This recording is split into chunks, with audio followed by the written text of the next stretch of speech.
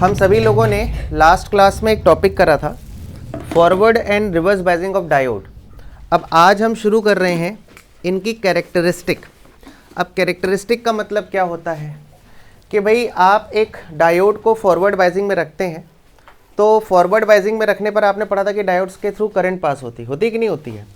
अगर forward biasing में रखने पर डायोड के थ्रू करंट पास होती है तो कितनी करंट पास होती है और किन किन सिचुएशंस में इस पर क्या क्या इफेक्ट आता है, इन सारी चीज़ों को हमें थोड़ा सा एनालाइज करना है with the help of a graph. ये बहुत इंपॉर्टेंट है। आपके थ्योरी वाले जो 3 नंबर के क्वेश्चंस हैं उसमें forward characteristic, reverse characteristic, diode as a full wave, half wave rectifier, filter circuits और आपका photo diode, solar cell and LED. ठीक है, सब टॉपिक ईजी हैं। एक बार कैरेक्टरिस्टिक कर्व हो जाएंगे तो उसके बाद आपको ये सारी चीज़ें आसान पड़ेंगी। तो सबसे पहले आप लोग हेडिंग डालें, हेडिंग लिखें forward characteristic of diode. Heading डालें forward characteristic of diode, forward characteristic of diode. ठीक है, फॉरवर्ड कैरेक्टरिस्टिक ऑफ डायोड। मैं ग्राफ बना रहा हूँ, एक सर्किट बना रहा हूँ, इसके बाद हम इसके बारे में पूरी एनालिसिस करेंगे, इसको समझेंगे कि फॉरवर्ड कैरेक्टरिस्टिक ऑफ डायोड का मतलब क्या होता है। ठीक है, तो आप लोग पहले ग्राफ ध्यान से देखिएगा, समझिएगा, उसके बाद मैं आपको इसको लिखवाऊंगा। तो चलिए शुरू करते हैं। तो देखिए आपके सामने ये एक डायोड की फॉरवर्ड बायसिंग का सर्किट डायग्राम है और इसका ग्राफ है। ग्राफ आपको प्लॉट नहीं करना है, आपको बस ग्राफ से क्या ऑब्जर्वेशन है ये बतानी होती है। सबसे पहले आप देख सकते हैं हमारा ये एक पीएन जंक्शन डायोड है, जहाँ पर पी हमारा जुड़ा हुआ है पॉजिटिव से और एन जुड़ा हुआ है किससे, नेगेटिव से। यहाँ पर मैंने एक मिली एमीटर जोड़ा है क्योंकि जब हमारा डायोड फॉरवर्ड बायसिंग में होता है तो वहाँ पर जो करंट आती है वो मिली एम्पियर में आती है। किस में आती है? मिली एम्पियर में। तो आप यहाँ पर माइक्रो एमीटर मत लगाइएगा, मिली एमीटर लिखिएगा। अगर आप माइक्रोमीटर लिखेंगे तो आपका सर्किट डायग्राम गलत हो जाएगा, क्योंकि रिवर्स बायसिंग में माइक्रोमीटर जोड़ा जाता है। तो यहाँ पर एक मिली एमीटर जुड़ा हुआ है, यहाँ पर एक की है, ये रियोस्टेट है। रियोस्टेट का काम है पोटेंशियल को कंट्रोल करना। जो आप पोटेंशियल अप्लाई कर रहे हैं, ये जो आपने बैटरी लगाई हुई है, इसके पोटेंशियल को ये रियोस्टेट कंट्रोल करता है। और P जुड़ा हुआ आप देख सकते हैं पॉजिटिव से और N जुड़ा हुआ है आपका नेगेटिव से, through this rheostat. Through what? This rheostat. अब हम क्या करते हैं, मान लीजिए हमारे पास जर्मेनियम का बना हुआ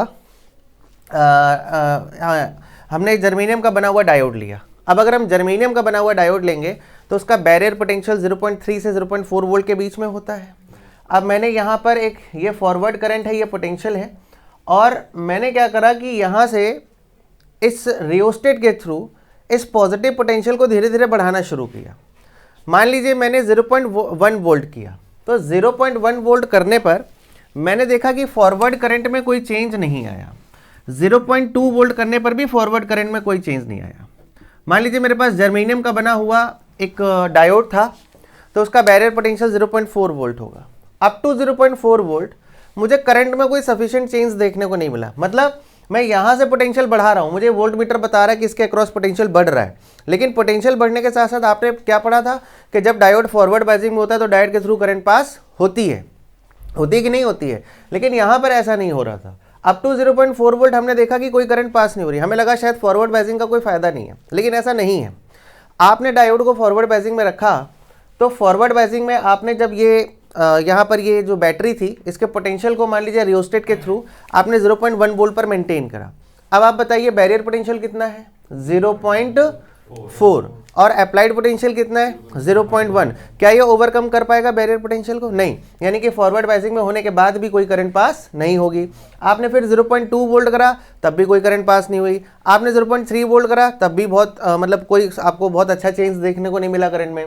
up to 0.4 volt, this is applied voltage. ये मैं बैरियर पोटेंशियल की बात नहीं कर रहा हूँ। बैरियर पोटेंशियल डायोड का इंटरनल पोटेंशियल है, जबकि ये पोटेंशियल एक्सटर्नल पोटेंशियल है जो अप्लाइड पोटेंशियल है। तो जब अप्लाइड पोटेंशियल 0.4 वोल्ट पर पहुंचा, जब अप्लाइड वोल्टेज किस पर पहुंचा? 0.4 वोल्ट पर, उसके बाद से जब आपने 0.4 वोल्ट से आगे बढ़ना शुरू किया तो 0.4 वोल्ट से बढ़ने पर हमने ये देखा कि अब फॉरवर्ड करंट में सफिशिएंट अमाउंट का चेंज आना शुरू हो गया, रैपिड चेंज आ रहा था। क्यों? क्योंकि अब आपका अप्लाइड वोल्टेज किससे ज्यादा हो गया था? बैरियर वोल्टेज से। यानी कि आपका जो इसके अंदर का पोटेंशियल था, जिसे हम barrier potential cut off voltage बोलते हैं, उससे ज्यादा था। इस वजह से आपका अब करंट में मतलब फॉरवर्ड बायसिंग में होने के बाद डायोड के थ्रू फॉरवर्ड करंट पास होनी शुरू हो गई। यानी कि अगर हम एक डायोड को फॉरवर्ड बायसिंग में रखते हैं तो कंपलसरी नहीं कि हमेशा करंट पास हो, डायोड फॉरवर्ड बाइजिंग में होता है तो वो कैपेबल है कि उसके थ्रू करंट पास कराई जा सकती है, बट डिपेंड करता है कि आपने पोटेंशियल कितना लगाया।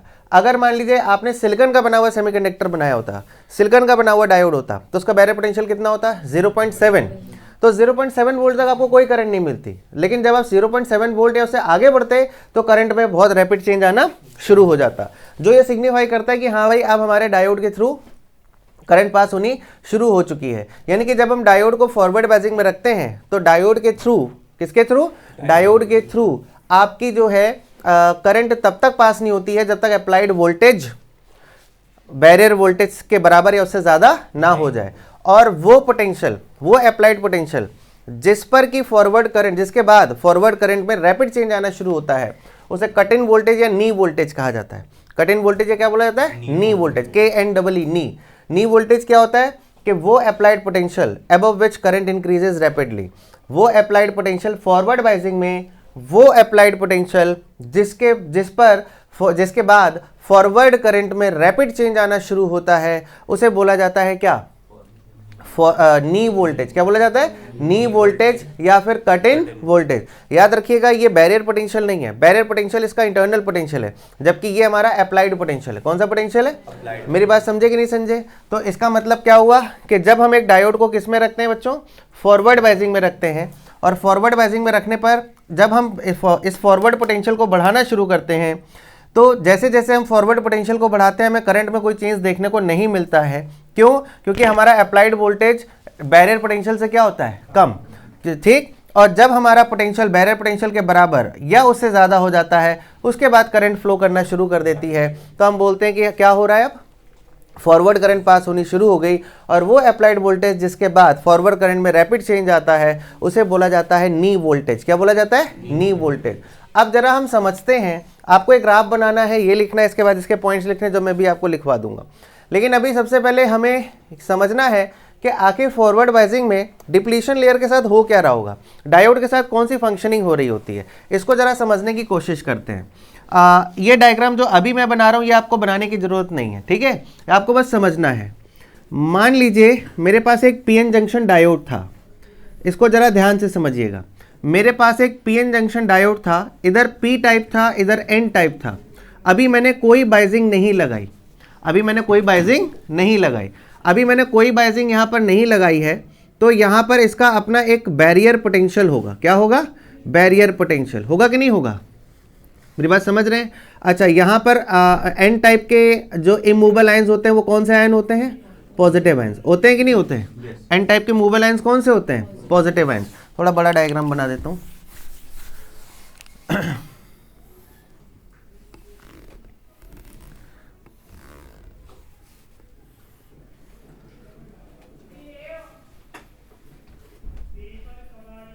ये हमारा पी टाइप हो गया और ये क्या हो गया, एन टाइप।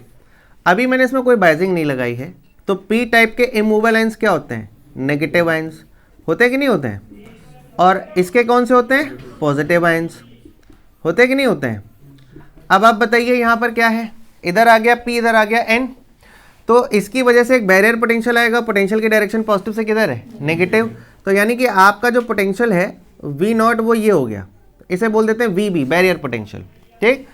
और अब आपने क्या करा कि सपोज आपने यहां पर अब क्या करा कि आपने इस डायोड को फॉरवर्ड बाइजिंग में रख दिया। किस में रख दिया, फॉरवर्ड बाइजिंग में। जब आप इस डायोड को फॉरवर्ड बाइजिंग में रखेंगे, यानी पी साइड को आप जोड़ेंगे किससे, पॉजिटिव से, पी साइड को किससे जोड़ दिया, और एन साइड को किससे जोड़ दिया, नेगेटिव से।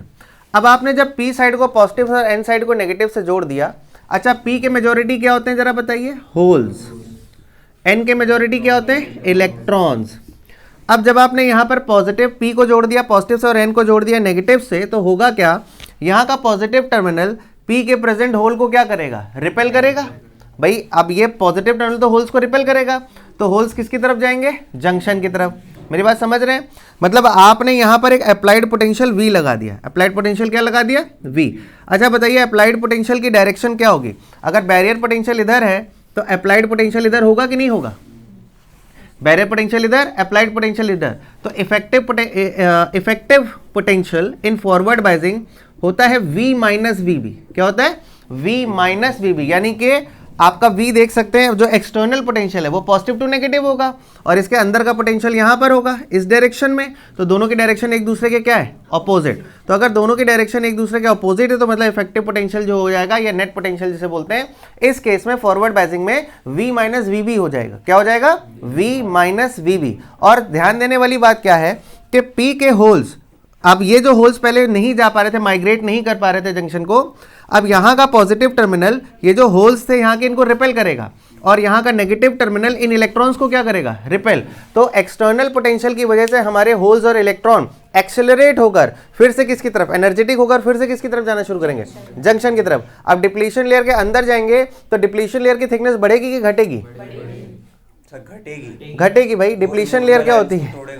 डिप्लीशन लेयर वो लेयर होती है जहां पर कोई मेजॉरिटी नहीं होता है।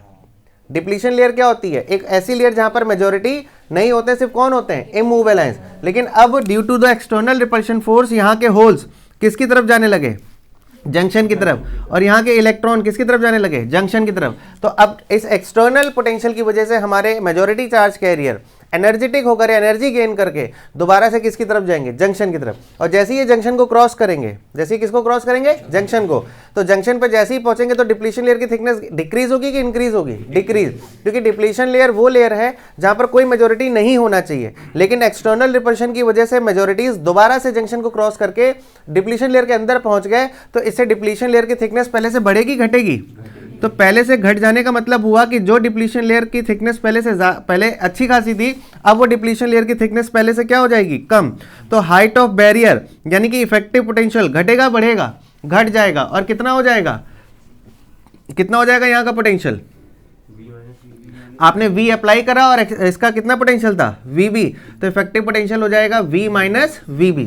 यानी कि जब आप एक डायोड को फॉरवर्ड बायसिंग में रखते हैं, जब आप एक डायोड को फॉरवर्ड बायसिंग में रखते हैं, अब मेरी बात जरा ध्यान से सुनिएगा, सारी चीज़ों को एक बार जरा ध्यान से सुनिए। जब आप एक डायोड को फॉरवर्ड बायसिंग में रखते हैं तो एक डिप्लीशन लेयर बनती है, और इस डिप्लीशन लेयर जो होती है फर्दर मेजॉरिटी के माइग्रेशन को रोक देती है, क्योंकि इसके अंदर इतना इफेक्टिव पोटेंशियल आ जाता है, इतना पोटेंशियल आ जाता है जिसे हम बैरियर पोटेंशियल बोलते हैं, जो मेजॉरिटी का माइग्रेशन रोक देता है। लेकिन अब आपने इसी डायोड को फॉरवर्ड बायसिंग में रख दिया। जब आपने इस डायोड को फॉरवर्ड बायसिंग में रख दिया तो P को जोड़ा पॉजिटिव से और N को जोड़ा नेगेटिव से, तो यहाँ का पॉजिटिव टर्मिनल P के मेजॉरिटी यानी होल्स को रिपेल करेगा और यहाँ से नेगेटिव टर्मिनल N के मेजॉरिटी यानी इलेक्ट्रॉन्स को रिपेल करेगा। इससे मेजॉरिटी चार्ज कैरियर दोनों तरफ से दोबारा किसकी तरफ जाएंगे, जंक्शन की तरफ। जब ये जंक्शन की तरफ जाएंगे तो डिप्लीशन लेयर की थिकनेस पहले से क्या हो जाएगी, कम हो जाएगी। क्यों होगी डिप्लीशन लेयर की थिकनेस कम? डिप्लीशन लेयर की थिकनेस इसलिए कम हो जाएगी बिकॉज हमें पता है डिप्लीशन लेयर वो लेयर होती है जहां पर सिर्फ क्या प्रेजेंट होते हैं, इमूवेबल आयंस। लेकिन चूंकि अब मेजॉरिटी दोबारा से पहुंच गए हैं तो हाइट ऑफ डिप्लीशन लेयर पहले से क्या हो जाएगी, कम हो जाएगी। यानी कि आप देख सकते हैं कि डिप्लीशन लेयर की थिकनेस पहले से क्या हो गई, कम। अब ये कम हो गई तो पोटेंशियल कितना हो गया होगा भाई? जब आपने डायोड बनाया तब बैरियर पोटेंशियल क्या था, VB। आपने जो पोटेंशियल लगाया वो क्या था, V। तो दोनों पोटेंशियल की डायरेक्शन अपोजिट होगी कि नहीं होगी? पोटेंशियल हमेशा पॉजिटिव से किधर होता है, नेगेटिव। तो यहाँ पर पॉजिटिव से नेगेटिव, यानी कि डिप्लीशन लेयर के अंदर पोटेंशियल इस डायरेक्शन में और डिप्लीशन लेयर के बाहर पोटेंशियल इस डायरेक्शन में। तो आपका effective potential V minus VB हो जाएगा। यानी कि जब हमारा डायोड फॉरवर्ड बायसिंग में होता है तो डिप्लीशन लेयर की थिकनेस कम हो जाती है, जिससे हाइट ऑफ बैरियर छोटा हो जाता है, मतलब इफेक्टिव पोटेंशियल क्या हो जाता है, कम।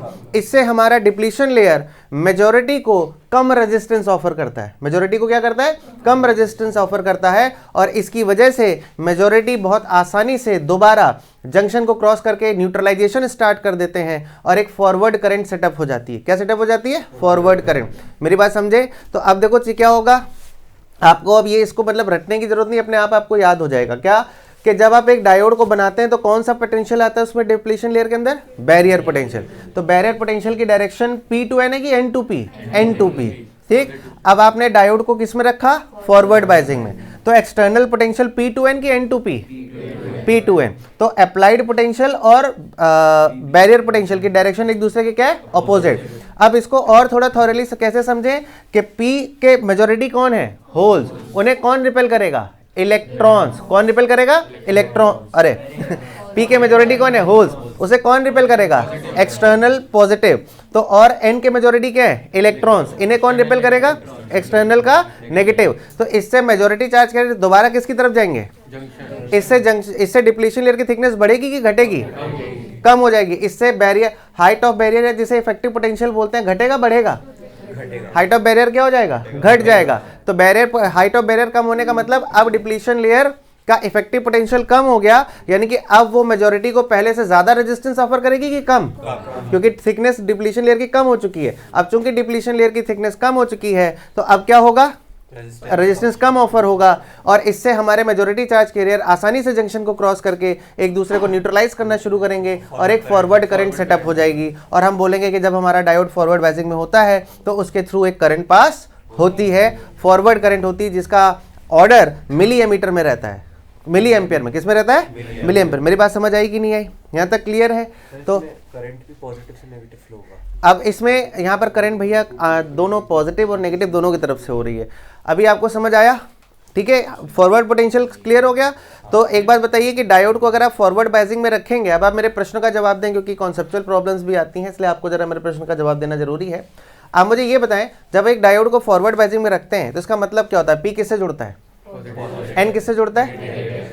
जब एक डायोड को फॉरवर्ड बायसिंग में रखते हैं तो क्या जरूरी है उसके थ्रू करंट पास हो, नहीं सर। क्यों, अगर अप्लाइड पोटेंशियल किससे कम हुआ, बैरियर पोटेंशियल से कम हुआ, तो क्या कोई करंट पास होगी, नहीं। लेकिन अगर अप्लाइड पोटेंशियल बैरियर पोटेंशियल के बराबर या उससे ज्यादा हो जाए तो करंट में कैसा चेंज आता है, सडन चेंज आता है। और वो पोटेंशियल जिसके बाद करंट में, वो फॉरवर्ड पोटेंशियल जिसके बाद करंट में सडन चेंज आता है, उसको कौन सा वोल्टेज, कट इन वोल्टेज या नी वोल्टेज कहा जाता है। मेरी बात समझ गए। और अगर आप ध्यान समझना चाहें तो बैरियर, जब आप एक डायोड बनाते हैं तो जो बैरियर पोटेंशियल होता है, ठीक, उसकी डायरेक्शन P to N होती है कि N to P, ये बहुत इंपॉर्टेंट है। आपसे पूछ सकता है कि बैरियर पोटेंशियल की डायरेक्शन क्या होती है, N to P या P to N, तो आप बोलोगे P to N होती है, ऐसा नहीं है। यहाँ पर आपको दिख रहा है कि बैरियर पोटेंशियल की डायरेक्शन किधर से किधर है, N to P, और फॉरवर्ड बायसिंग में अप्लाइड पोटेंशियल की डायरेक्शन क्या होती है, P to N। दोनों की डायरेक्शन एक दूसरे के क्या है, अपोजिट। तो इफेक्टिव पोटेंशियल जिसको हाइट ऑफ बैरियर कहा जाता है, घटेगा बढ़ेगा, घट जाएगा, कितना हो जाएगा, V माइनस VB। इससे डिप्लीशन लेयर की थिकनेस क्या हो जाएगी, कम, रेजिस्टेंस अब ज्यादा ऑफर होगा कि कम, और इससे क्या होगा, अब आपके मेजॉरिटी आसानी से जंक्शन को क्रॉस करके करंट को क्या कर देंगे, सेटअप कर देंगे, और करंट का ऑर्डर मिली की माइक्रो, मिली एमीटर में रहेगा। मेरी बात समझ आई कि नहीं आई, यहाँ तक क्लियर है। लिखिए, अब आपको इसके आगे लिखना है। आपने ये डायग्राम बना लिया होगा, ये ग्राफ बना लिया होगा, मैंने बताया था इसकी जरूरत नहीं है। कुछ छोटे छोटे पॉइंट्स हैं आपको इसमें लिखने होते हैं। लिखिए, from the graph we observe following points, from the graph we observe following points, from the graph we observe following points। इसमें पहला पॉइंट लिखिए, अरे तेरी भाई, वो ये कैसे निकल गया। from the graph we observe following points, पहला पॉइंट लिखिए। किसने किया ये, from the graph we observe following points, पहला पॉइंट लिखिए। as graph is non-linear, as graph is non-linear, non-linear, so the diode is a non-ohmic device, so the diode is a non-ohmic device। मतलब अगर आपसे कोई पूछे कि diode ohmic है कि नॉन ओमिक, तो क्या बोलोगे, नॉन ओमिक है, क्योंकि ये ग्राफ कहीं से भी लीनियर नहीं है, ये कर्व्ड होता है, पैराबोलिक होता है, यानी कि डायोड आपका एक नॉन लीनियर डिवाइस होता है, ठीक है। सेकेंड पॉइंट लिखिए, if applied potential is less than the barrier potential of diode,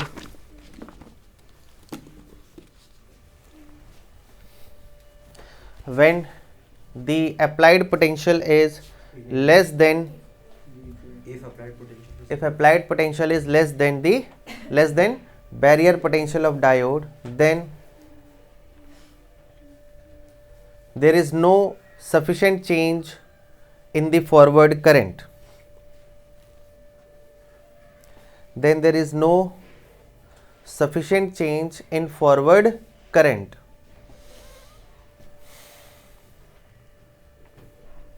ठीक है, इसके बाद लिखिए Then there is no sufficient change in forward current. ठीक, इसके बाद लिखिए third point, at a certain value of applied forward potential, at a certain value of forward potential, at a certain value of forward potential,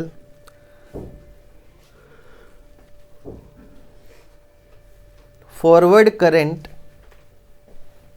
at a certain value of forward potential, comma, forward current increases rapidly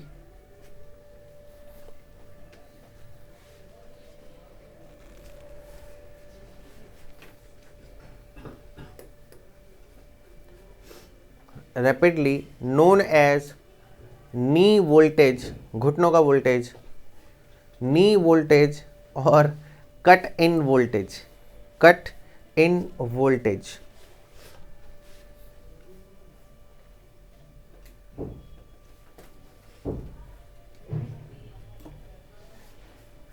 sir cut में एक T या double T? एक बस। अब note बना के एक point लिख लीजिए, नी वोल्टेज और कट इन वोल्टेज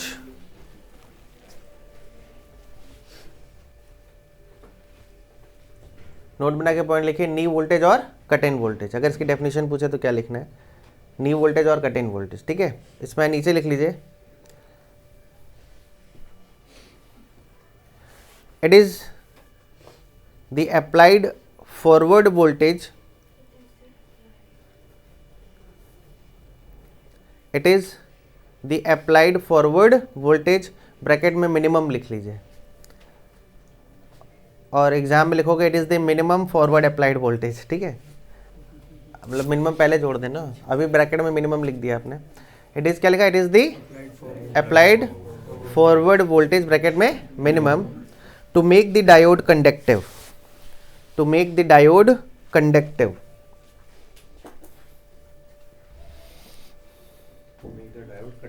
हाँ,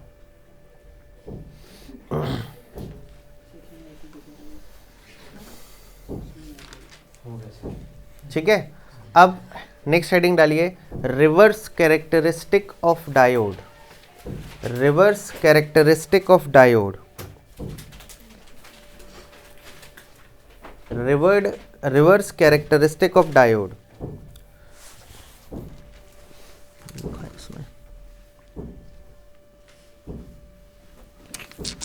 रिवर्स कैरेक्टरिस्टिक ऑफ डायोड।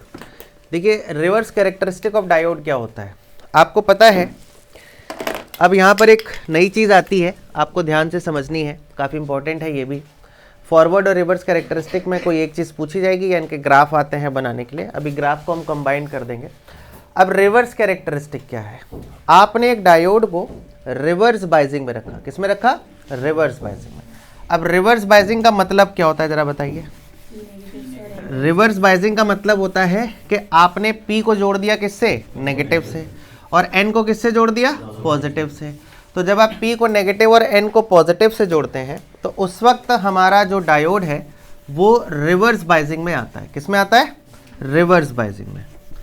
ठीक है, तो अब अगर हम डायग्राम में छोटे मोटे चेंजेस करें तो यहाँ पर बस हो जाएगा हमारा माइक्रो एमीटर, क्या हो जाएगा, और यहाँ पर बैटरी का नेगेटिव टर्मिनल आ जाएगा, और यहाँ पर बैटरी का क्या आ जाएगा, पॉजिटिव टर्मिनल आ जाएगा। अब आप देख सकते हैं आपने P को जोड़ा हुआ है किससे, नेगेटिव से, और N को जोड़ा हुआ है किससे, पॉजिटिव से। N को किससे जोड़ा हुआ है, पॉजिटिव से।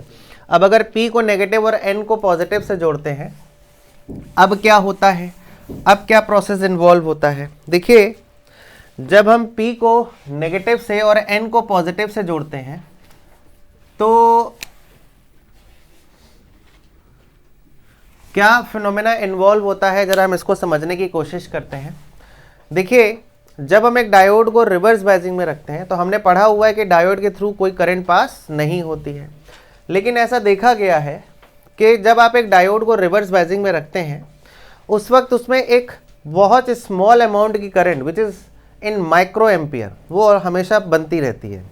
अब बात आती है कि जब आप डायोड को रिवर्स बाइजिंग में रखते हैं तो वो कौन सा फैक्टर है जिसकी वजह से डायोड के थ्रू करंट पास हो रही है, और कौन से ऐसे कैरियर्स हैं जो इस करंट को बना रहे हैं। अब इनको ज़रा हम समझने की कोशिश करते हैं। देखिए होता क्या है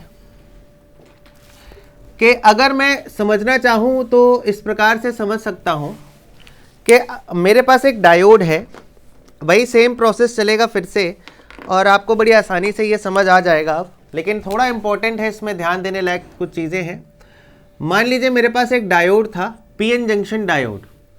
अब एक मेरे पास पीएन जंक्शन डायोड है, ये इसकी पी साइड है, ये इसकी एन साइड है, और यहाँ पर एक डिप्लीशन लेयर बन रही है। क्या बन रही है? Depletion layer. एन साइड की तरफ कौन सा टर्मिनल होता है बताइए? एन साइड की तरफ पॉजिटिव इमूवेबल आयंस होते हैं, एन साइड की तरफ पॉजिटिव इमूवेबल आयंस, और पी साइड की तरफ क्या होता है? नेगेटिव इमूवेबल आयंस होते हैं। क्या होते हैं? Negative immovable ions. तो इसकी वजह से अभी भी एक बैरियर पोटेंशियल बन रहा है कि नहीं बन रहा है? अगर मैंने जर्मेनियम का बनाया है तो 0.3 से 0.4 और सिलिकॉन का 0.7 वोल्ट। अच्छा, अभी ये मेरा पी साइड था, एन साइड था। अभी जो इसमें बैरियर पोटेंशियल आ रहा था विब्बे, वो इसी डायरेक्शन में आएगा कि नहीं आएगा? Positive to negative. अरे हाँ ना बोलना पड़ेगा भाई। पॉजिटिव टू किधर जाएगा? अच्छा, अब मैंने क्या करा, इसी डायोड को अब मैंने रिवर्स बायस्ड कर दिया। अब जब मैं रिवर्स बायस्ड करूंगा मतलब P को जोड़ दूंगा एक्सटर्नल सर्किट के नेगेटिव टर्मिनल से, और N को जोड़ दूंगा किससे? पॉजिटिव टर्मिनल से। N को मैंने किससे जोड़ दिया? पॉजिटिव टर्मिनल से। तो अब आप बताइए P के मेजॉरिटी क्या होते हैं? होल्स। N के मेजॉरिटी क्या होते हैं? इलेक्ट्रॉन्स। अब P को चूंकि आपने नेगेटिव टर्मिनल से जोड़ा है तो ये नेगेटिव होल्स को रिपेल करेगा, अट्रैक्ट करेगा? तो अगर नेगेटिव इन होल्स को अट्रैक्ट करेगा तो होल्स जंक्शन से दूर हो जाएंगे और डिप्लीशन लेयर की थिकनेस इधर से क्या हो जाएगी? बढ़ जाएगी। सेम फिनोमेना किसके साथ होगा? इधर से भी इलेक्ट्रॉन्स को यहाँ का पॉजिटिव टर्मिनल अपनी तरफ अट्रैक्ट कर लेगा। तो डिप्लीशन लेयर की थिकनेस पहले से घटी की बढ़ी? पहले से घटी की बढ़ी? अच्छा, अगर डिप्लीशन लेयर की थिकनेस बढ़ी तो हाइट ऑफ बैरियर बढ़ा कि घटा? कितना हो गया होगा हाइट ऑफ बैरियर या इफेक्टिव पोटेंशियल? देखो, पोटेंशियल की डायरेक्शन हमेशा कहां से कहां होती है? Positive to negative. तो डिप्लीशन लेयर के अंदर पोटेंशियल V भी इस डायरेक्शन में था, और बाहर वाला पोटेंशियल भी पॉजिटिव टू नेगेटिव यानी कि इस डायरेक्शन में होगा। तो V और VB सेम डायरेक्शन में आए कि नहीं आए? तो अगर V और VB सेम डायरेक्शन में आए तो इफेक्टिव पोटेंशियल क्या हो गया? V plus VB। अरे हुआ कि नहीं हुआ? अब अगर effective potential V plus VB हो गया तो आप ये बताइए कि हमारा डायोड का जो अब हाइट ऑफ बैरियर है घटा कि बढ़ा? यानी कि डायोड अब ज़्यादा मेजॉरिटी चार्ज कैरियर को ज़्यादा रेजिस्टेंस ऑफर करेगा कि कम? कम। कौन बोला? काहे? काहे? बने रहो, पगला काम करे अगला है? इसका हाइट ऑफ बैरियर क्या हो गया? बढ़ गया। मतलब इसका हाइट ऑफ बैरियर मतलब इसमें बैरियर पोटेंशियल बढ़ गया। इफेक्टिव पोटेंशियल क्यों? क्योंकि वो V प्लस VB हो गया। तो अब डिप्लीशन लेयर पहले से कम रेजिस्टेंस ऑफर करेगी कि ज़्यादा? अब पहले से ज़्यादा रेजिस्टेंस ऑफर करेगी। तो क्या मेजॉरिटी चार्ज कैरियर क्रॉस कर पाएंगे? नहीं, यानी कोई करंट पास नहीं होगी। कौन सी करंट? Forward current. तो फिर क्यों देखा गया कि एक करंट आ रही है? अब आइए जरा हम बात करते हैं यहाँ पर दूसरे पॉइंट की, कि माना कि मेजॉरिटी P के मेजॉरिटी जंक्शन से दूर हो गए और N के मेजॉरिटी भी जंक्शन से दूर हो गए, लेकिन P के पास कुछ माइनॉरिटी भी थे, और वो माइनॉरिटी थे इसके इलेक्ट्रॉन्स। क्या थे? और N के माइनॉरिटी क्या थे? होल्स। कम अमाउंट में थे, इनका कंसंट्रेशन कम थी फॉर अ गिवन वॉल्यूम, लेकिन कुछ ना कुछ तो माइनॉरिटी थे ना। तो जिस वक्त यहाँ के नेगेटिव टर्मिनल ने, बहुत ध्यान से समझना, जिस वक्त यहाँ के नेगेटिव टर्मिनल ने मेजॉरिटी को अपनी तरफ खींचा, इसके अंदर प्रेजेंट जो माइनॉरिटी है उसे अट्रैक्ट करेगा कि रिपेल करेगा? तो रिपेल करने का मतलब माइनॉरिटी किसकी तरफ जाएगा? जंक्शन की तरफ। और N के माइनॉरिटी क्या थे? होल्स। तो ये होल्स को ये पॉजिटिव टर्मिनल रिपेल करेगा, तो ये भी जंक्शन की तरफ जाएंगे। तो जब ये दोनों जंक्शन की तरफ जाएंगे तो जिस वक्त मेजॉरिटी का migration away from the junction हो रहा है, सेम टाइम पर माइनॉरिटी का माइग्रेशन किधर हो रहा है? Towards junction.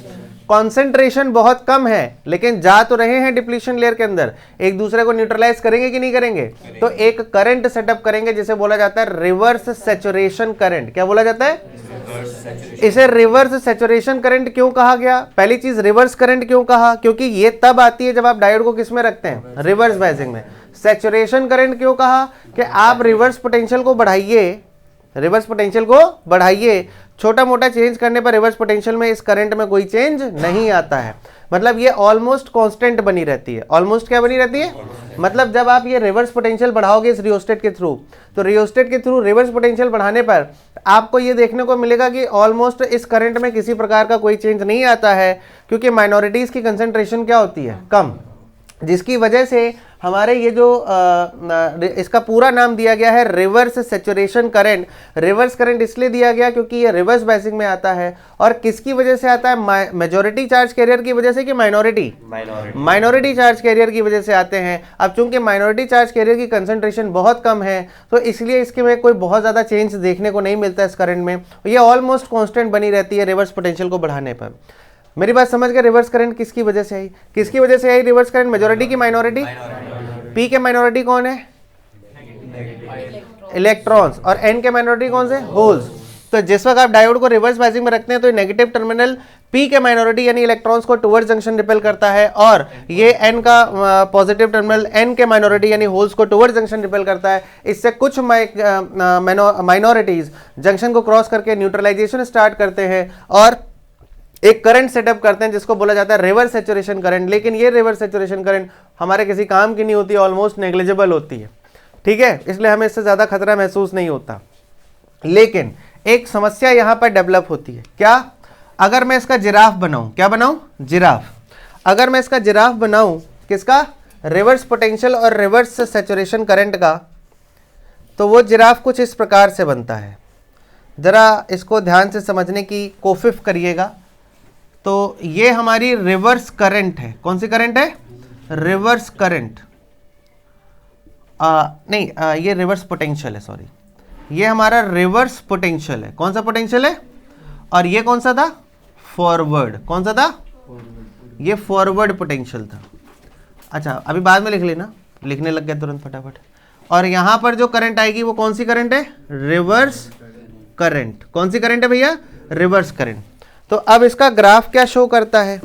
इसका ग्राफ ये बताता है कि on increasing the reverse potential there is no change in the reverse current known as reverse saturation current. Known as what? Reverse saturation current. ये रिवर्स सैचुरेशन करंट में लगभग कोई चेंज नहीं आता रिवर्स पोटेंशियल को बढ़ाने पर, but at a certain value of reverse potential, at a certain value of reverse potential, मान लो यहां पर एक पर्टिकुलर वैल्यू आएगी, सपोज V0 आ गया, at a certain value of reverse potential reverse current increases abruptly. Abruptly मतलब कि वैसे तो इसमें कोई चेंज देखने को नहीं मिलता है, लेकिन अगर आप रिवर्स करंट को, रिवर्स पोटेंशियल को बढ़ाते जाएं तो एक ऐसा रिवर्स पोटेंशियल आता है जो यहां पर मैं किससे दिखा रहा हूं? V0 से, जिस पर कि रिवर्स पोटेंशियल करंट में एब्रप्ट चेंज आता है। कैसा चेंज आता है? एब्रप्ट। और इस पोटेंशियल को कहा जाता है ब्रेकडाउन। क्या बोला जाता है? Breakdown potential. That reverse potential in diode, that reverse potential of diode in reverse biasing in which the reverse current increases abruptly, reverse current increases abruptly is known as what? Breakdown potential. क्या कहा जाता है? Breakdown potential. और ये breakdown potential दो प्रकार के होते हैं, जीनर ब्रेकडाउन और एवलांच ब्रेकडाउन। क्या होता है अभी मैं आपको थोड़ा सा इसके बारे में बता देता हूं, लेकिन अभी आपको समझ आ गया क्या होता है? अब एक रुक जाओ बेटे, रुक जाओ, अभी बताने दो हमको, हम अभी कंप्लीट नहीं हुए कि हमने टॉपिक बोल दिया, तुम पहले ही। अच्छा, अब देखिए यहाँ पर क्या है, जैसा कि आपके मन में जिज्ञासा ही उत्पन्न हो रही होगी कि आखिर ये सिचुएशन आ कैसे रही है। ठीक है, जो माइनॉरिटी बिल्कुल भी करंट डेवलप नहीं कर रहे हैं, आखिर वो कैसे डायोड को डैमेज कर दे रहे हैं। अब देखिए होता क्या है, वी हैव टू पॉसिबिलिटीज। हमारे डायोड दो प्रकार के बनाए जाते हैं, या तो डोपिंग बहुत हैवी करी जाती है या डोपिंग मॉडरेट करी जाती है। डोपिंग क्या करी जाती है? डोपिंग याद है ना आपको क्या होता है? The phenomena of addition of impurity in intrinsic semiconductors to increase their conductivity. तो बड़े सरल शब्दों में मैं आपको इसे समझाता हूँ, समझने की कोशिश करिएगा। हमारे डायोड की जब डोपिंग करी जाती है तो दो प्रकार की डोपिंग होती है, या तो हम बहुत हैवी डोपिंग कर देते हैं, मतलब मेजॉरिटी बहुत ज़्यादा बढ़ा देते हैं, मेजॉरिटी क्या करते हैं? बहुत ज़्यादा, या फिर हम डोपिंग को बहुत कम रखते हैं, यानी कि मेजॉरिटी की कंसंट्रेशन कम होती है। अगर मेजॉरिटी की कंसंट्रेशन बहुत ज़्यादा है, यानी हैवी डोपिंग वाला आपके पास डायोड है, मतलब आपको मैंने एक ऐसा डायोड दे दिया जिसमें डोपिंग मैंने बहुत ज़्यादा कर रखी है, तो उसमें जो ब्रेकडाउन आएगा वो जीनर ब्रेकडाउन होगा। और अगर मैंने एक ऐसा आपको डायोड दे दिया जिसमें डोपिंग बहुत कम है, तो एवलांच ब्रेकडाउन आएगा। इसमें होता क्या है, इसको ज़रा समझने की कोशिश करते हैं सरल भाषा में कि इन ब्रेकडाउन्स का मतलब क्या है। आपको क्लियर हो जाएगा, इसमें कोई खास प्रॉब्लम नहीं, बस थोड़ा ध्यान से सुनिएगा मैं आपको क्या बता रहा हूँ। देखिए, अगर ब्रेकडाउन मतलब होता है कि ब्रेकडाउन मतलब होता है डायोड का डैमेज हो जाना।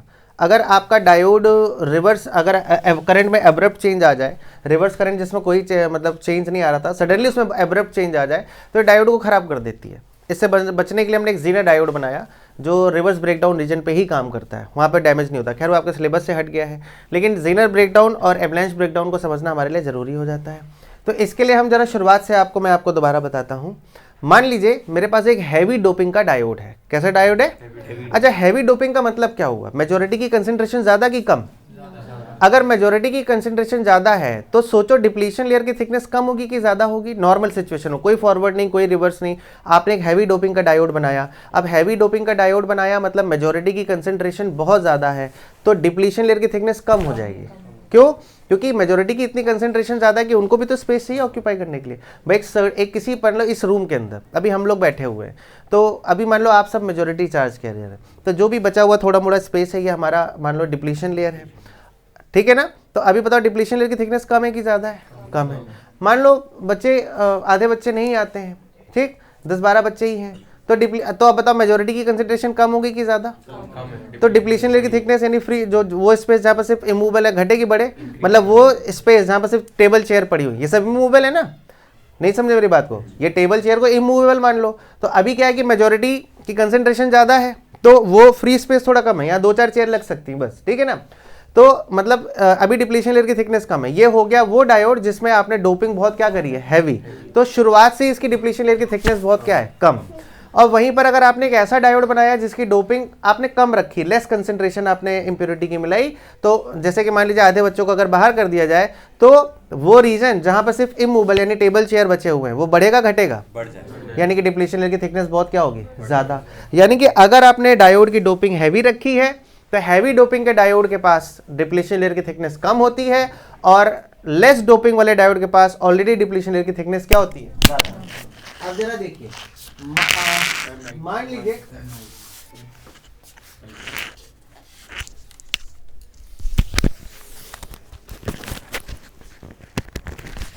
ठीक है, अब मान लीजिए, मानने में कोई बुराई नहीं है, समझने की प्रयास करते हैं। मान लीजिए मेरे पास एक डायोड है जिसकी डोपिंग बहुत हमने हैवी करी हुई है। अब हैवी डोपिंग के डायोड की डिप्लीशन लेयर की थिकनेस कम की ज़्यादा? कम। यानी कि अगर मेरे पास एक डायोड है और इस डायोड में मैंने हैवी डोपिंग कर रखी है तो डिप्लीशन लेयर की थिकनेस बहुत क्या होगी? कम। अब डिप्लीशन लेयर की थिकनेस यहां पर हमको कम देखने को मिल रही है। क्यों? क्योंकि डोपिंग बहुत क्या है? हैवी है। अब डोपिंग हैवी होने का मतलब हुआ, अच्छा पी के मेजॉरिटी क्या है बताइए जरा? पी के मेजॉरिटी है होल्स। होल्स की कंसंट्रेशन आपने बहुत ज़्यादा कर रखी थी, होल्स की कंसंट्रेशन आपने बहुत ज़्यादा कर रखी थी, इसीलिए डिप्लीशन लेयर की थिकनेस कम हो गई। और एन में आपने भी एन में भी आपकी कंसंट्रेशन बहुत ज़्यादा थी, तो इसलिए आप देख सकते हैं कि डिप्लीशन लेयर की थिकनेस जो थी वो काफ़ी क्या हो गई? कम हो गई। हुई कि नहीं हुई? अब अगर ऐसे डायोड की, अच्छा अब इसके अंदर आपको पता है बैरियर पोटेंशियल डेवलप होगा, तो E इज इक्वल टू क्या होता है? V/D। E is equal to क्या होता है? V/D। अब अगर E is equal to V/D होता है तो भाई आप जो यहाँ पर डायोड बनाओगे, मान लो जर्मेनियम का बना हुआ है, तो उसका बैरियर पोटेंशियल तो फिक्स है 0.4 वोल्ट, लेकिन डिप्लीशन लेयर की थिकनेस बहुत क्या है? कम। अब डिप्लीशन लेयर की थिकनेस कम होने का मतलब क्या हुआ कि जो इस डिप्लीशन लेयर के अंदर इलेक्ट्रिक फील्ड है ये बहुत ज़्यादा है। मेरी बात समझ पा रहे हैं मैं क्या कहना चाहता हूँ? भाई ये तो फिक्स हो गया, आपने जर्मेनियम का बनाया तो 0.4, सिलिकॉन का बनाया तो 0.7, तो electric field is inversely proportional to what? D. अगर आपने हैवी डोपिंग का डायोड बनाया है, किसका बनाया है? हैवी डोपिंग का डायोड। अगर आपने हैवी डोपिंग का डायोड बनाया है तो उसकी इलेक्ट्रिक फील्ड जो है बहुत हाई होगी, और ये हाई इलेक्ट्रिक फील्ड क्या करेगी? इस हाई इलेक्ट्रिक फील्ड मतलब क्या हुआ कि इस डिप्लीशन लेयर के अंदर की इलेक्ट्रिक फील्ड आसपास के बॉन्ड्स पर बहुत ज़्यादा फोर्स लगा रही होगी कि नहीं लगा रही होगी। और अगर आपने ऐसे डायोड को रिवर्स बायसिंग में रख दिया, किस में रख दिया? रिवर्स बायसिंग में, तो इससे होगा क्या? रिवर्स बायसिंग में रखने पर डिप्लीशन लेयर की थिकनेस में थोड़ा बहुत मॉडिफिकेशन होगा। क्यों? क्योंकि मेजॉरिटी की कंसेंट्रेशन बहुत क्या है? ज़्यादा। भाई मेजॉरिटी बहुत दूर तो नहीं चले जाएंगे, तो डिप्लीशन लेयर की थिकनेस में थोड़ा बहुत मॉडिफिकेशन होगा। उस मॉडिफिकेशन से होगा क्या? ये इलेक्ट्रिक फील्ड को जैसी स्पेस मिलेगा आसपास के बॉन्ड पर, जैसे इसको आसपास के बॉन्ड्स पर अपना फोर्स लगाने के लिए डिप्लीशन लेयर को बढ़ाते ही इसको आसपास के और बॉन्ड्स मिल जाएंगे अपना फोर्स लगाने के लिए, ये उन बॉन्ड्स को तोड़ देगी। उन बॉन्ड्स को क्या करेगी? भाई आपको पता है जो हमारे ग्रुप 14 के एलिमेंट्स होते हैं इनकी बॉन्ड डिसोसिएशन एनर्जी बहुत कम होती है, तो इतनी कम एनर्जी होने की वजह से मतलब समझ लो कि डिप्लीशन लेयर के अंदर जो इलेक्ट्रिक फील्ड भरे बैठी है कि मुझे थोड़ा सा मौका मिले और मैं आसपास थोड़ा सा रीजन मुझे मिले तो मैं उनके बॉन्ड्स को क्या कर दूं? तोड़ दूं। क्योंकि डिप्लीशन, भाई डायोड जब बन गया तो इक्विलिब्रियम आता है। इक्विलिब्रियम मतलब हो गया कि अपना डिप्लीशन लेयर घटेगी ना बढ़ेगी, एक सिचुएशन मेंटेन हो गई। लेकिन ये इलेक्ट्रिक फील्ड बहुत हाई थी। क्यों? क्योंकि डिप्लीशन लेयर की थिकनेस कम होने की वजह से डिप्लीशन लेयर के अंदर जो इलेक्ट्रिक फील्ड थी बहुत हाई थी, तो ये बस वेट कर रही थी इसे कुछ एक सर्टेन रीजन मिल जाए और ये वहां पहुंचकर वहां के बॉन्ड्स को क्या कर दे? तोड़ दे। क्यों? क्योंकि इसके पास इसका अमाउंट ऑलमोस्ट 10.7 वोल्ट पर मीटर, बहुत ज्यादा होता है। 10⁻⁷ वोल्ट पर मीटर का लगभग इसमें मॉडिफिकेशन होता है इलेक्ट्रिक फील्ड का, बहुत हाई इलेक्ट्रिक फील्ड होती है। चूंकि इक्विलिब्रियम मेंटेन हो चुका था डायोड का, तो जब आपने डायोड बनाया, हैवी डोपिंग करी, डायोड बन गया, आपका एक डायोड बनकर तैयार हो गया, उसमें एक डिप्लीशन लेयर की थिकनेस बन गई, डिप्लीशन लेयर की थिकनेस बहुत कम थी तो उसके अंदर की इलेक्ट्रिक फील्ड बहुत हाई हो गई। लेकिन चूंकि इक्विलिब्रियम मेंटेन था तो वो इलेक्ट्रिक फील्ड बाहर के किसी बॉन्ड को तोड़ नहीं पा रही थी। जैसे ही आपने इसको रिवर्स बायसिंग में रखा, इसकी थिकनेस क्या हो गई? थोड़ी सी बढ़ गई, इसको सर्टेन रीजन मिल गया, और वो रीजन में उसने जितने भी कोवेलेंट बॉन्ड दिखे उनको क्या करना तो शुरू कर दिया? तोड़ना शुरू कर दिया। और इसके टूटने से एडिशनल इलेक्ट्रॉन होल पेयर बने। भाई एक बॉन्ड टूट गया तो कितने इलेक्ट्रॉन निकल गए? 2। अब 2 इलेक्ट्रॉन निकल गए तो होल भी कितने आ गए? 2। तो डिप्लीशन लेयर के अंदर एक्सेस ऑफ मतलब बॉन्ड्स टूटने शुरू हो गए।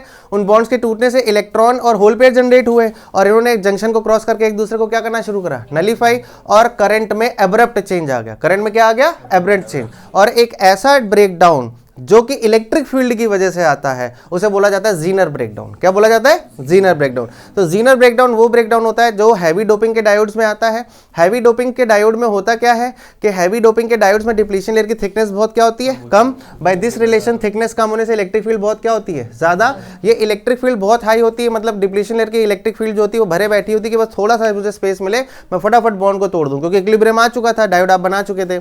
आपने जैसे ही रिवर्स बायसिंग रखी तो लेयर थोड़ी सी मॉडिफाइड हुई। मॉडिफाइड मतलब थोड़ा सा मेजॉरिटी जंक्शन से दूर गए, डिप्लीशन लेयर की थिकनेस क्या हो गई? बढ़ गई। अब डिप्लीशन लेयर की थिकनेस बढ़ गई तो क्या हुआ? तो इस इलेक्ट्रिक फील्ड को सर्टेन रीजन ऑफ स्पेस मिल गया जहां के बॉन्ड्स को क्या कर सकती है? तोड़ सकती है। ये फटाफट बॉन्ड्स को तोड़ेगी, उनसे इलेक्ट्रॉन होल पेयर जनरेट करेगी, वो जंक्शन को क्रॉस करके न्यूट्रलाइजेशन करेंगे और इतना एब्रप्ट न्यूट्रलाइजेशन होगा कि हमारा डायोड डैमेज हो जाएगा। हमारा डायोड क्या हो जाएगा? डैमेज। इसको बोला जाता है जीनर ब्रेकडाउन। क्या बोला जाता है? जीनर। अब आता है दूसरा ब्रेकडाउन जिसे बोलते हैं एवलांच ब्रेकडाउन। सर एक चीज पूछनी है। बोलते जाओ। सर ये इक्विलिब्रियम में क्यों था? अबे डायोड जब बनता है तो इक्विलिब्रियम तो मेंटेन होता ही ना, तभी तो डायोड बनता है। जब क्या पिछली क्लास में formation of P N junction diode पढ़ा था कि नहीं पढ़ा था? पी और एन को मिलाया, फिर न्यूट्रलाइजेशन हुआ, फिर एक टाइम आया कि ड्रिफ्ट और डिफ्यूजन बराबर हो गए, डायोड बन गया डायोड। बस तुम्हारे उस डायोड को बनाने से तुमने बस प्रॉब्लम ये करी कि मेजोरिटी की कंसंट्रेशन अगर तुम बढ़ा दोगे तो उसमें इलेक्ट्रिक फील्ड बहुत हाई रहेगी। तो ऐसे डायोड्स में अगर ब्रेकडाउन आएगा जो इसमें हैवी डोपिंग है, वो कौन सा ब्रेकडाउन? अरे भयंकर नहीं, कौन सा ब्रेकडाउन होगा? जीनर भयंकर ब्रेकडाउन होगा। अरे सिरसा करे। अच्छा आइए दूसरे ब्रेकडाउन की बात करें।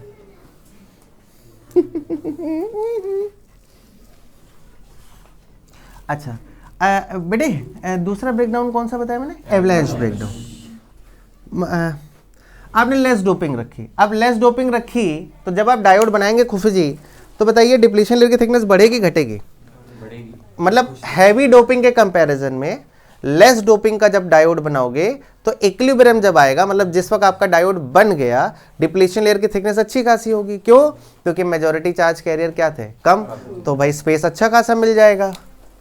तो देखो मेरे प्यारे बच्चों, ठीक है, ये P हो गया, ये N हो गया, और ये हमारे P के मेजॉरिटी क्या थे? होल्स। अरे बातें नहीं, ध्यान से समझो। N के मेजॉरिटी क्या थे? इलेक्ट्रॉन। अच्छा, P के माइनॉरिटी कौन थे? ए बउआ, P के माइनॉरिटी कौन थे? इलेक्ट्रॉन्स। अरे ध्यान से समझ ले, P के माइनॉरिटी क्या थे? इलेक्ट्रॉन। आधे लोग यहीं झूलते रहते हैं जीनर क्या होता है और वो क्या होता है, कहते हैं हट छोड़ो हटाओ, ब्रेकडाउन बस याद रखेंगे। ठीक है, तो जीनर ब्रेकडाउन कब आता है? जब हैवी डोपिंग होती है। और जीनर ब्रेकडाउन किसकी वजह से आता है? High electric field. बस इतना याद रखो। और N के मेजॉरिटी क्या होते हैं? Minority holes.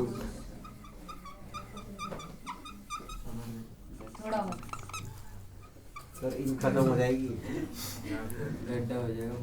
अच्छा, अब देखिए क्या होता है। इसको मैं रिवर्स बाजी, मतलब इसको जोड़ा किससे? नेगेटिव से। इसको किससे जोड़ा? पॉजिटिव से। अच्छा, डिप्लीशन लेयर की थिकनेस बहुत क्या है? ज़्यादा। तो E इज इक्वल टू क्या होता है? V/D। अच्छा, यहाँ पर थिकनेस बहुत कम थी तो इलेक्ट्रिक फील्ड बहुत क्या थी? ज़्यादा। यहाँ थिकनेस ज़्यादा है तो इलेक्ट्रिक फील्ड क्या हो जाएगी? कम। तो ये इलेक्ट्रिक फील्ड तो कैपेबल नहीं है, ठीक है, due to less electric field. ऐसे डायोड जिनमें कॉन्सेंट्रेशन बहुत कम होती है, जिनमें कॉन्सेंट्रेशन बहुत क्या होती है? कम। तो ऐसे डायोड्स के अंदर जो है इलेक्ट्रिक फील्ड बहुत वीक होती है, इसके अंदर की इलेक्ट्रिक फील्ड।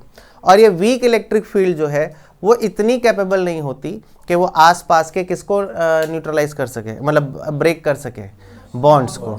तो ऐसे में अब रोल आता है इन माइनॉरिटी चार्ज कैरियर का। अब क्या होता है, देखो बड़ी अच्छी सिचुएशन है, तुम अब आता है माइनॉरिटी चार्ज कैरियर का एक बड़ा इंपॉर्टेंट रोल आता है। यहाँ पर माइनॉरिटी अपना रोल क्यों नहीं प्ले कर पा रहे थे?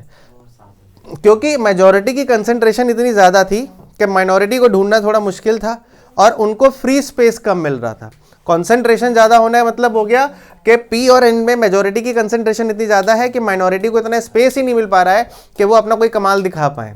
ठीक, लेकिन यहाँ पर क्या हुआ, डिप्लीशन लेयर की थिकनेस बढ़ गई, इलेक्ट्रिक फील्ड पड़ गई वीक। अब इलेक्ट्रिक फील्ड बोलती है यार यहाँ तो मैं कैपेबल ही नहीं हूँ कि मैं किसी तरीके का ब्रेकडाउन ला सकूँ। तो ऐसे में ये माइनॉरिटी कहते हैं तुम घबराओ नहीं। क्या बोलते हैं? तुम घबराओ नहीं, क्योंकि अब मेजॉरिटी की कंसंट्रेशन बहुत कम है तो यहाँ का नेगेटिव इन इलेक्ट्रॉन को एक्सेलरेट कराएगा, इनको एनर्जी देगा, और यहाँ का पॉजिटिव इन होल्स को क्या देगा? एनर्जी देगा।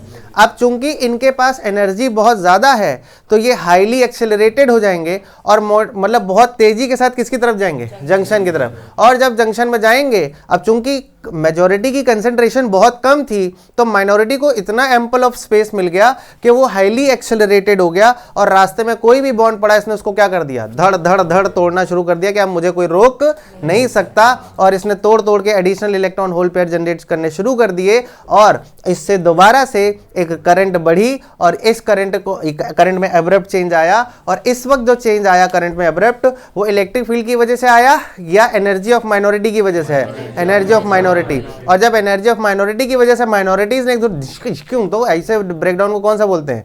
Avalanche breakdown. मेरी बात समझ गए?